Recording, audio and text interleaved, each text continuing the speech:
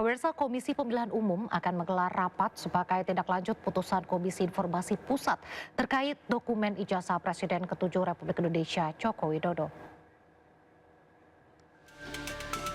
Putusan KIP yang mengabulkan gugatan Bonatua Silalahi terkait dokumen ijazah Jokowi memaksa KPU membuka ke publik riwayat pendidikan Jokowi. KPU pun menyebut akan menggelar rapat sebagai tindak lanjut putusan KIP. Meski saat ini KPU belum menerima salinan utuh putusan tersebut. KIP sendiri mengabulkan gugatan Bonatua untuk membuka ke publik riwayat pendidikan mantan orang nomor 1 di Indonesia tersebut.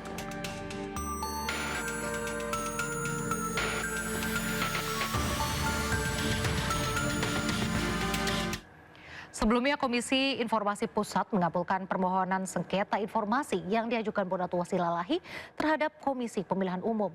Putusan ini mewajibkan KPU memberikan salinan ijazah Joko Widodo yang digunakan sebagai syarat pencalonan saat pemilu presiden.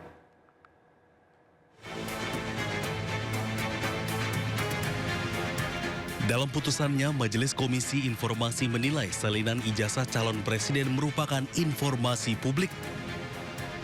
Selain itu, majelis menyatakan informasi tersebut berkaitan langsung dengan posisi seseorang dalam jabatan publik, sehingga tidak termasuk informasi yang dikecualikan sesuai Undang-Undang Keterbukaan Informasi Publik. Komisi Informasi juga menegaskan pemberian informasi tidak memerlukan persetujuan tertulis dari pemilik data karena berkaitan dengan jabatan publik yang dipilih melalui mekanisme pemilihan umum. Menanggapi putusan tersebut, Bonatua menyebut keputusan ini sebagai kemenangan publik.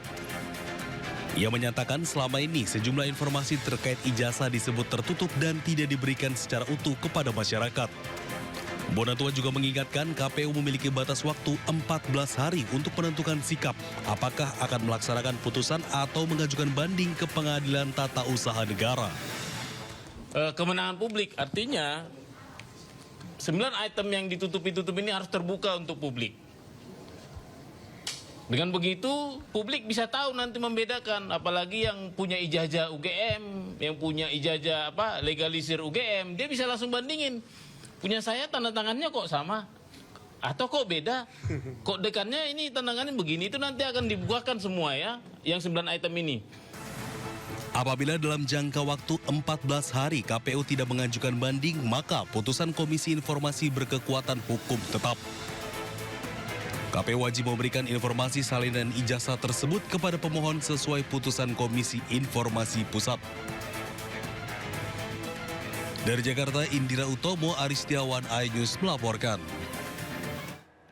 Pengacara Roy Suryo, Refli Harun, berpandangan Polda Metro Jaya tidak bekerja profesional dalam kasus fitnah ijazah Jokowi. Kuasa hukum Roy Suryo CS juga menilai kasus ini cenderung dipaksakan oleh Polda Metro Jaya.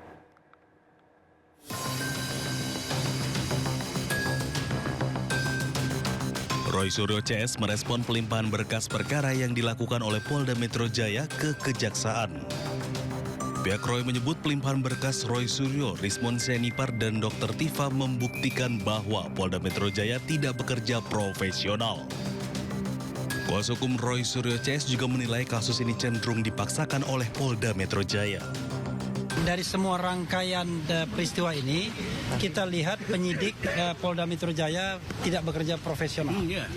Karena sampai pelimpahan itu kita tidak melihat sebuah dasar hukum yang kuat untuk menersangkakan mereka.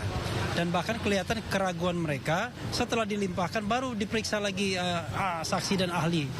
Jadi mereka sudah limpahkan, tapi nanti tanggal 20 Januari ada kesempatan untuk pemeriksaan saksi dan ahli. Karena itulah ya, kalau memang tidak kuat, ya kenapa tidak dihentikan aja kasus ini? Kasus ini dihentikan, maksudnya penersangkaan. Tapi pengungkapan bahwa ijazah itu asli atau tidak, harusnya itu dibuat terang kepada masyarakat Indonesia melalui citizen lawsuit di Solo itu. Atau barangkali ada gugatan Pengadilan Tata Usaha Negara dan lain sebagainya. Melakukan upaya untuk menghadirkan. Sebelumnya, Polda Metro Jaya menyerahkan berkas Roy Suryo, Rismon Senipar, dan Dr. Tifa ke Kejaksaan.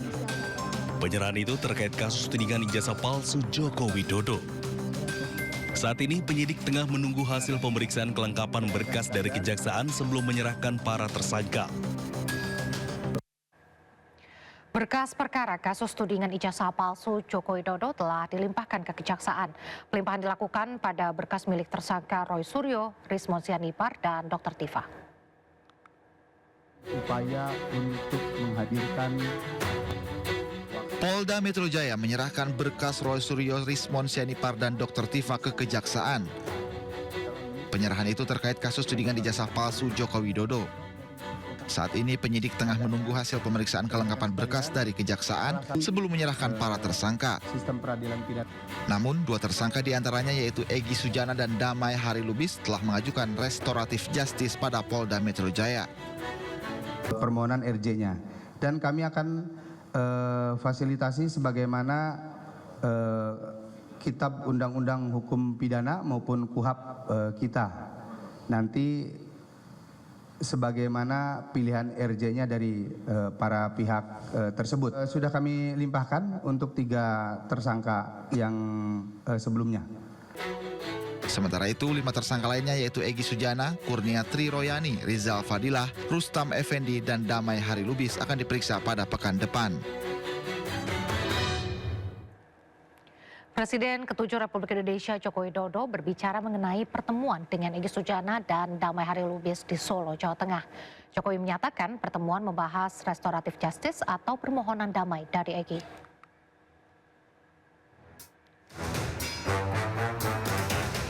Presiden ke-7 RI Joko Widodo angkat suara terkait kedatangan tersangka ijazah Jokowi, Egy Sujana, dan Damai Harilubis ke kediamannya di Solo, Jawa Tengah. Jokowi sebut pertemuan membicarakan restoratif justice yang diajukan Egy Sujana. Terkait ada atau tidaknya permohonan maaf, Jokowi minta hal tersebut tidak jadi perdebatan. Ada permintaan maaf nggak, Pak, datang dari mereka? Menurut saya ada atau tidak itu tidak perlu diperdebatkan. Karena menurut saya niat baik silaturahmi itu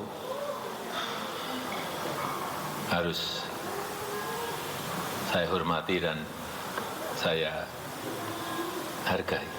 Tapi mereka juga memberikan permintaan untuk menghentikan kasus itu atau enggak?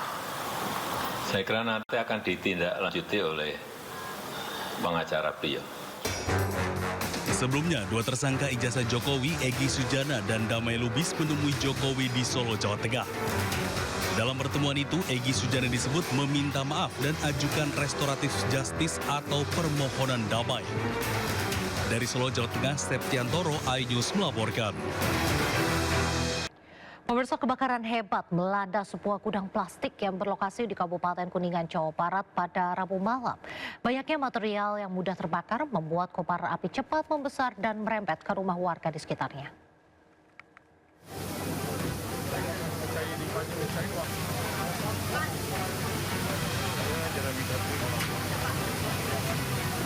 Sebuah rumah yang dijadikan gudang penyimpanan plastik di Desa Ciawi, Gebang, Kabupaten Kuningan, Jawa Barat ludes dilalap api. Banyaknya material mudah terbakar membuat api dengan cepat membesar dan merembet ke rumah warga yang berada di sebelahnya. Akibatnya 2 rumah warga juga turut terdampak oleh amukan si jago merah. Sedangkan para penghuni rumah langsung berhasil dievakuasi ke tempat yang lebih aman. Petugas pemadam kebakaran bersama masyarakat harus berjibaku hingga lebih dari 2 jam untuk memadamkan api. Jam 20.58. Katanya Pak Lurah ada kejadian kebakaran di rumah Haji Warsan yang digunakan untuk penyimpanan plastik dan kertas-kertas ya seperti itu. Tapi untuk penyebabnya saya kurang tahu. Jadi tahu-tahu api udah membludak. Terus seperti ini kejadiannya. Oke, ini ada berapa rumah sih Pak yang kena? Ini yang berarti yang sudah kebakar itu Pak rumah Haji Warsan. Terus yang udah kena belakang itu rumah Pak Ibu Kasni. 2 rumah Pak Ayib berarti kena. 3 rumah ya, berarti. 3 rumah berarti. Belum diketahui penyebab pasti kebakaran. Polisi pun hingga kini masih menyelidiki peristiwa ini. Dari Kuningan, Jawa Barat, Mahardika, iNews melaporkan.